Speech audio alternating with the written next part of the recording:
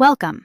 Simple visuals, clear ideas, and content that leaves an impression. That's what you'll find here.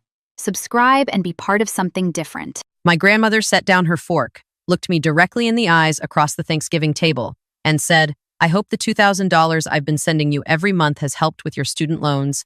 Sweetheart." The entire table went silent. I counted the seconds. 1, 2, 3. I had never received a single dollar. I looked at my brother. He didn't look up.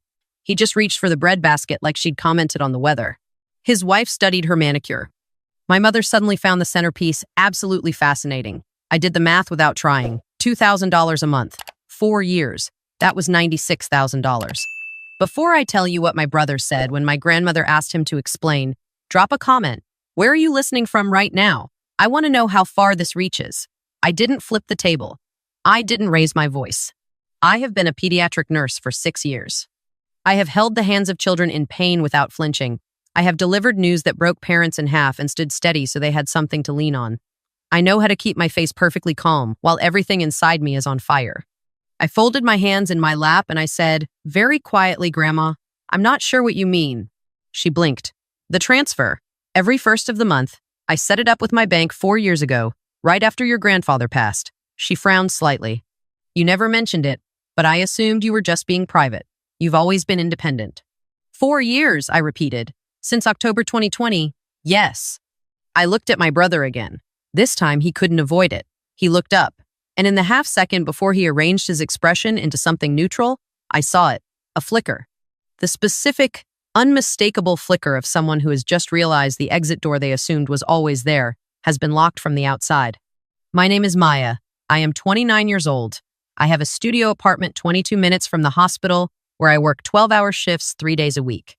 The apartment has one window that faces a parking garage.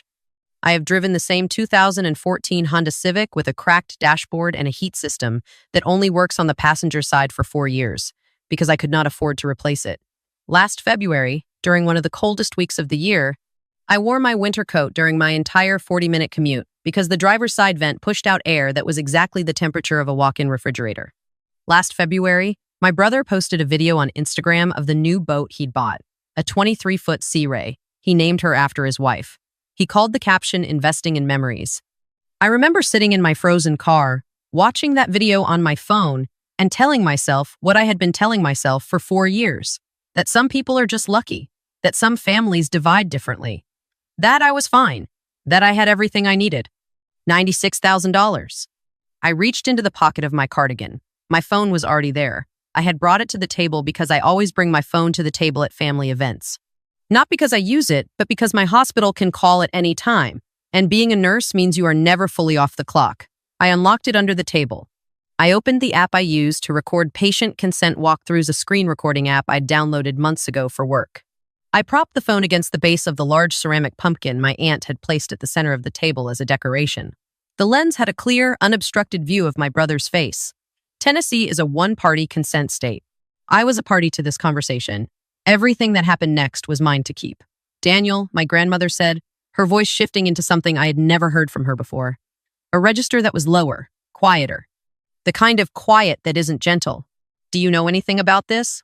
My brother Daniel, 33, sales director, owner of a 4-bedroom house in a suburb, with good school ratings that he bought 3 years ago, set down his fork with the careful deliberateness of a man buying time. "Grandma," he said, and his voice had the smooth, modulated tone he used when he was about to reframe something. I had heard that voice my entire life. It was the voice he used when he'd broken something as a kid and needed to explain why it wasn't really broken. "I think there might be some confusion about the account setup." "There's no confusion," my grandmother said. "I spoke to my bank personally every single time." "Right, but the account the funds were directed to," he paused, glancing at his wife, who gave him nothing, just a very small tightening around her mouth. "There was a joint account situation that we set up to help manage family finances more efficiently. It was actually meant to benefit everyone." "It was meant for Maya," my grandmother said. Of course.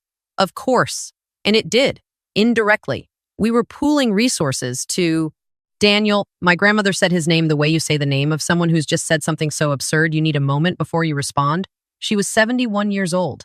She had raised 4 children alone after my grandfather's first heart attack left her managing a household on a bookkeeper's salary. She had the kind of eyes that had seen through far more sophisticated liars than her grandson. The account I sent that money to was in your name. The table was very quiet. My sister-in-law, I will call her by what she is, my brother's wife, picked up her wine glass. A very deliberate movement. The kind you make when you want your hands to be doing something that isn't ringing. Grandma, my brother said again, and now the smooth voice was doing something different. It was softening, rounding its edges, becoming warm in the calculated way of someone who has decided to try affection instead of logic. You have to understand, Maya was in a really unstable place financially when you started those transfers. She was fresh out of nursing school. She had all that loan debt. I was fine, I said. My own voice surprised me. I hadn't planned to speak yet. Everyone looked at me. I was managing, I said. I had 3 loan payments. I had rent. I had a car that needed new brake pads for 8 months because I couldn't afford the repair. I was fine in the way that people are fine when fine means still breathing. I paused. I was not unstable. I was poor. Maya, my mother started, Mom, please. I didn't say it sharply. I said it the way I say it to parents in the hospital hallway who are about to say something that will make everything worse. Gently, firmly. She closed her mouth. You told me you were handling it, my brother said to me, a note of something entering his voice that I recognized immediately. Grievance. The particular, practiced grievance of someone who is about to reframe their actions as a form of service. Every time Grandma asked how you were doing, you said you were fine. You were proud. You didn't want help. You thought what? I asked. We thought it would be better managed by someone who what, Daniel? He stopped. Say it, I said quietly. You can say it. The viewer count on my phone, which I could see at the edge of my peripheral vision, was climbing. I had sent a single text to my best friend. Before sitting down to dinner, I might go live. Watch. If you see the notification. And apparently, she had shared it. 40 viewers. Then 90. The number kept moving upward, but I kept my eyes on my brother. We thought you'd spend it, his wife said. I turned to look at her. She had the expression of someone who has decided that if they're going to go down, they're going to go down with some dignity. Her chin was up. Her voice was even. You're impulsive, she continued. You move apartments constantly. You spend money on experiences instead of investments. You don't have a retirement account. You've never owned property. Daniel and I have built something real. We have assets. We have a plan. We took that money and we put it to work instead of letting it sit there while you spent it on what? I asked. On what exactly? She gestured vaguely at me. At my outfit, I think. I was wearing scrubs because I had worked a 12-hour shift that morning and driven straight to my grandmother's house. I hadn't had time to change. You don't even own furniture, she said. You have IKEA everything. You've been an adult for a decade and your apartment looks like a college dorm. My apartment looks like someone who works 60 hours a week and has $31,000 in student loans, I said. Not because I don't have taste, because I don't have money. I looked at my brother, or I didn't think I did. The viewer count had crossed 500. We were going to pay it back, my brother said. His voice had changed again. The warmth was gone. What was underneath it was something flatter, more defensive, the voice of someone who has stopped performing and started calculating. Once the boat was liquid, once the kitchen renovation was... The kitchen renovation, I repeated. Last Easter, I had stood in my brother's kitchen and admired the new marble countertops. His wife had smiled and said they'd saved up for 2 years. I had believed her because it had not occurred to me not to. The kitchen renovation, I said again. The boat. What else? Maya, this isn't the place. It's exactly the place, my grandmother said. Her voice was very calm, terrifyingly calm. I had never heard her use this voice before, and I understood suddenly where my own ability to stay level under pressure came from. It was inherited. Answer your sister. My brother looked at my grandmother, then at me, then at his plate. There were some investment opportunities, he said finally. Some of the money went into the business. We had a rough quarter, and we needed... His business nearly failed in 2022, his wife said suddenly. I think she surprised herself. It came out with the clipped precision of something that had been held back for a long time. We were about to lose the house. Your grandmother's money kept us solvent. Silence. My brother looked at his wife with an expression I had never seen on a man's face before. It was the expression of someone who realizes that the person they brought to a fight has just handed the other side a weapon. You were going to lose the house, I said slowly, and you used money that was sent to help me pay my student loans money that was sent to me while I was rationing my groceries to save your asset portfolio. We didn't know how bad it was going to get, my brother said. You knew I didn't have the money, I said. You knew I was working double shifts. You knew I was eating peanut butter sandwiches for dinner 3 nights a week. My voice was still even. I was proud of it. You called me tough. You told Grandma I was the strong one. You said it like it was a compliment. I paused. It wasn't a compliment. It was an explanation. My mother made a sound. I looked at her. She was looking at my brother with an expression I could not entirely read. It was not the expression of someone who didn't know. It was the expression of someone who had known and had found a way to not think about it. Mom, I said, did you know about the account? She opened her mouth, closed it. Mom. He told me it was a family account, she said quietly. He said it was for all of you. He said you'd agreed. I never agreed to anything, I said. I didn't know the account existed. She looked at my brother, and whatever she was feeling, whatever complicated architecture of loyalty and self-deception she had built over 4 years, I watched it develop a visible crack. The viewer count was past 3,000 now. This is why, I said, mostly to myself, I couldn't understand it. I hadn't meant to say it out loud, but once I started, I kept going. I couldn't understand why. When I asked for help with the brake pads last winter, Mom said she didn't have the cash. I couldn't understand why. When I had that kidney infection in 2022 and missed a week of work and asked to borrow $400 for the copay, Daniel told me he was tight that month. I paused. He was tight that month. But he had my money. He had my grandmother's money that was supposed to be mine, and he told me he was tight. Maya, my brother, started. I slept on a friend's couch for 2 weeks in 2021, I said, when my landlord raised the rent and I couldn't make the gap payment. I slept on a couch. I told you I was staying with a friend while my apartment was being painted. I lied because I was ashamed. I looked at him. There was no painting. The room was so quiet I could hear the kitchen timer ticking somewhere behind the wall. You knew I was struggling, I said. And you didn't say, Maya, actually, there's money here for you. Let me fix this.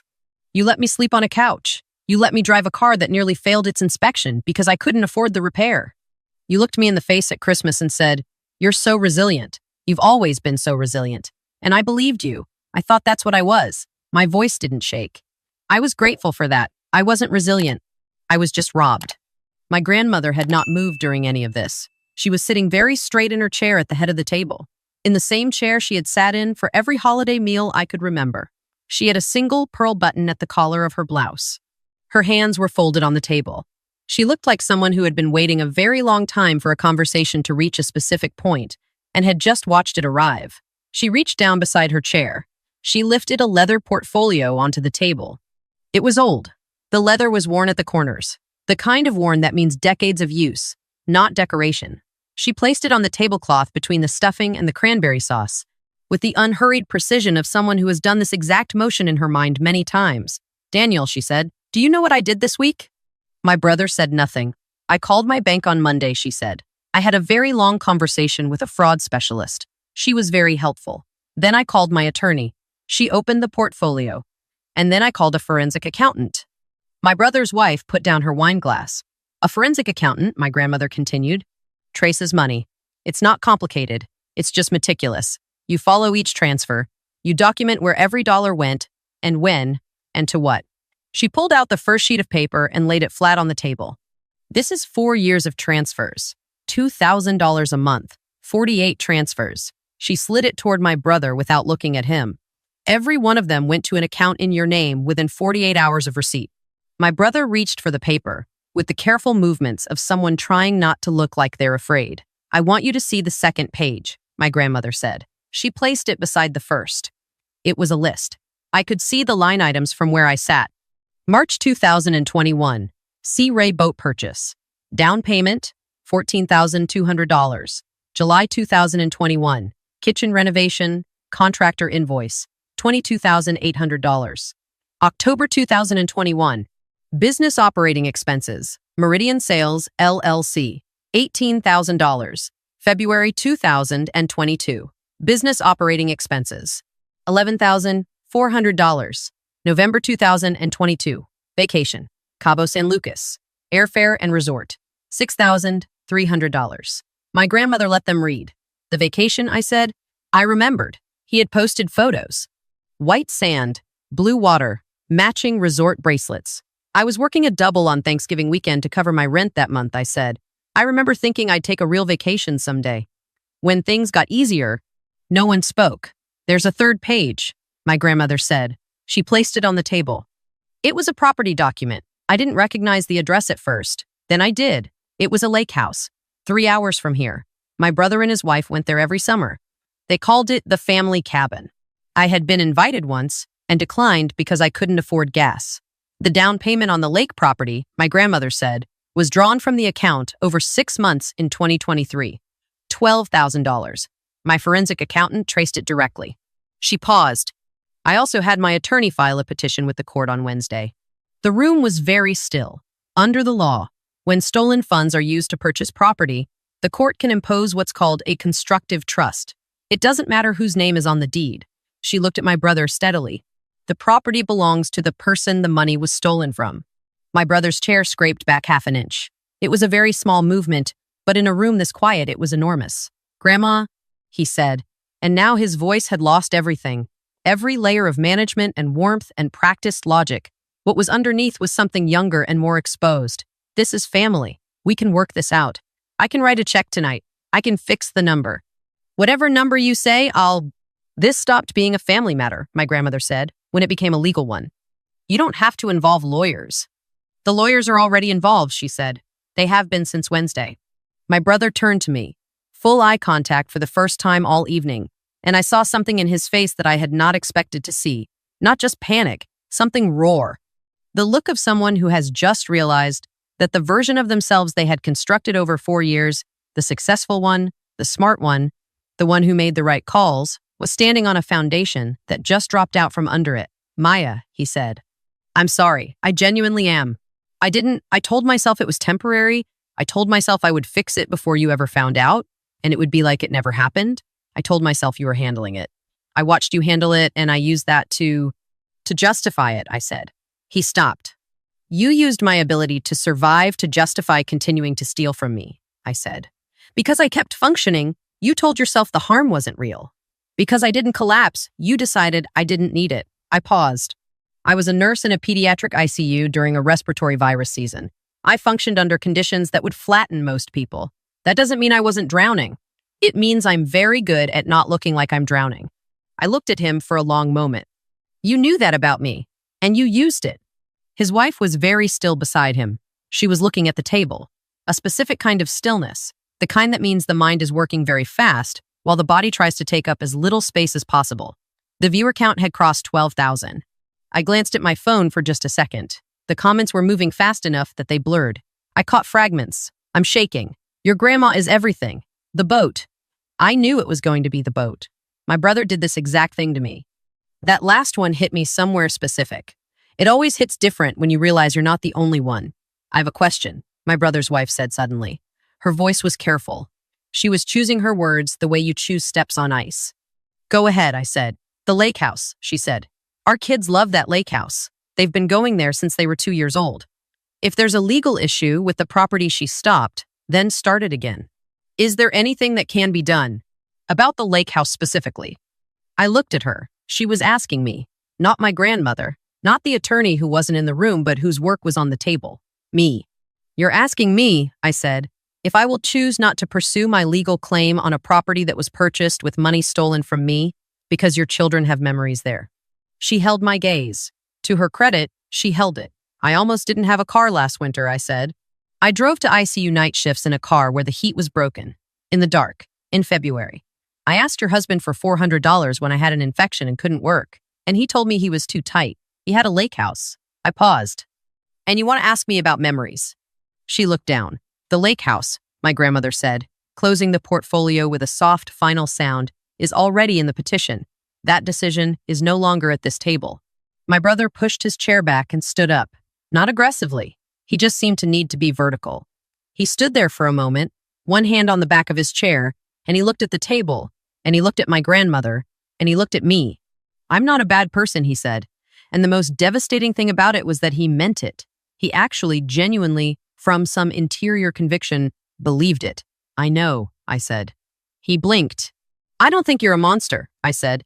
"I think you told yourself a story. I think you told yourself you'd fix it before anyone was hurt.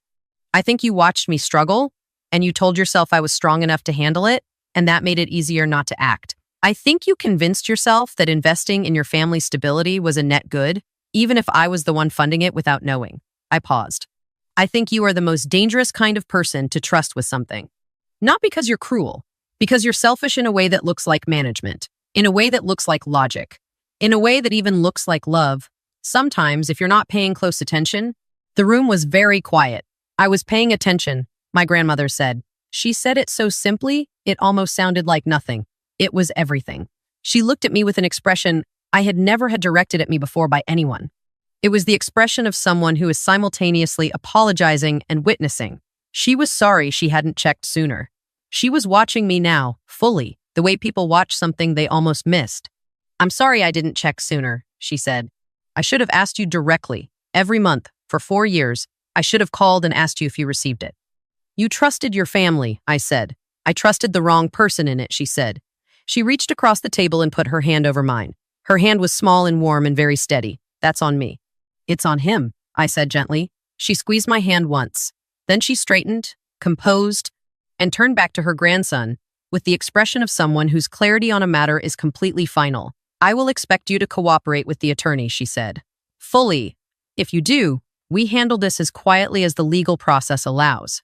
If you don't, she paused, and she did not finish the sentence. She did not need to. My brother nodded. It was a very small nod, the nod of someone who has run out of moves. His wife gathered her napkin from her lap, set it on the table, and excused herself to the bathroom. She walked past me without looking at me. I heard her heels on the hardwood until the hallway door clicked shut. My mother was crying, silently. She was looking out the window at the dark yard, tears moving down her face, without her making any effort to stop them or acknowledge them. I didn't know exactly what she was crying for. I suspected it was several things at once.